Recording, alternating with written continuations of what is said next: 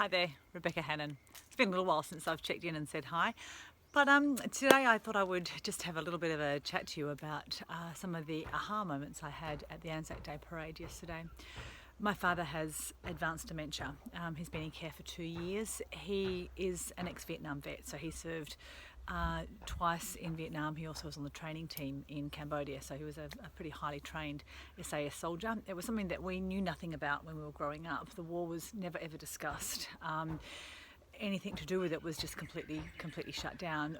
So growing up, I never really had a real understanding of what had happened throughout my dad's life. In terms of the war, he was a fairly difficult person to live with.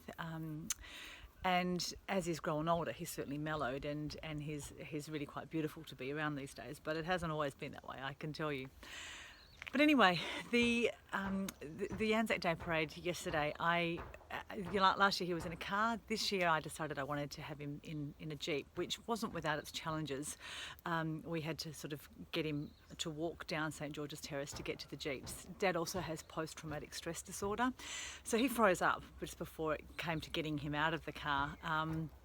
And I sort of tried all sorts of different little tricks and things to get him out of the car, and it didn't work. And then I said to him, and bearing in mind here that my dad cannot usually even string a sentence together, I said, well, okay, well, let's just go and have a coffee then. And he's gone, no, you're just going to trick me. You're going to trick me and you're going to make me go. And I was like, okay. I said, well, how about we go to the pub? He used to like to drink when he was younger. And how about we go to the pub? He goes, oh, no, I'll get into strife if I go there.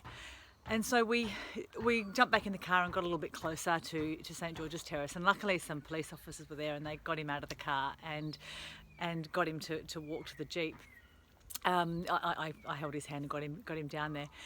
But Dad's coordination skills, as you can imagine from an advanced dementia patient, aren't that great. But something clicks in with my dad when you get him into his military clothing and he stands proud and he seems to be able to really get himself together. He was able to get himself up onto the Jeep. He was really frightened of falling because it was so far down to sit down, and we kind of managed to coax him into sitting down into the Jeep, and he was quite fine when he got in there.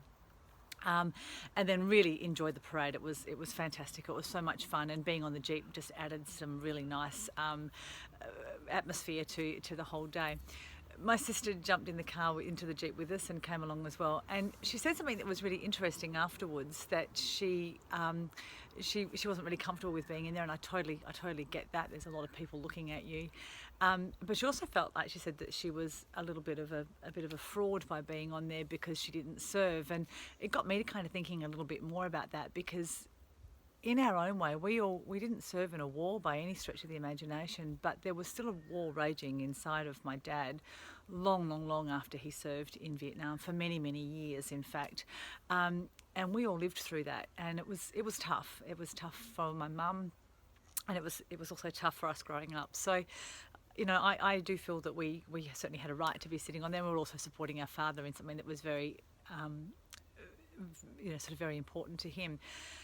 When we got out of the Jeep, though, at the end of the service, I watched my dad sit back and watch the other gentleman step off the Jeep, and because it was obviously very important to him that he got off, and he did it well. And he actually nailed it. As he stepped down, he got it together. And we're talking about a man who doesn't, he's lost a lot of his normal hand-eye coordination sort of skills. But in this situation, for something that was really important to him, he was able to change his state, and he was able to do things that he can't normally do.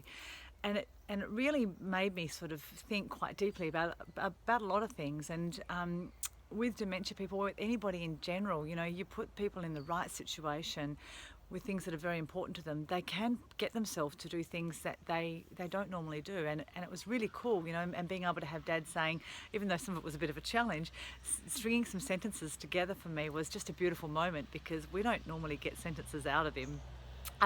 So if you've got a parent or a loved one out there that has dementia, interaction is such an important, crucial thing for him. I just watch him change every single time, and it's really beautiful to be a part of that. For families of people that have served, you guys all need a special shout out as well. And being a soldier's daughter, I feel like I'm well positioned to be able to say that, because we have served in a very different way. We didn't serve like they did, and I have the utmost respect for what they've done. I'm still learning a lot about it myself, but but you guys have done your time as well. So today I actually just really want to have a special thank you to all the people out there, all the men and women that have served, but also to their families as well, because yeah, it's a tough gig supporting people that have been through such traumatic times. So thank you all, have a beautiful day, and I'll speak to you soon.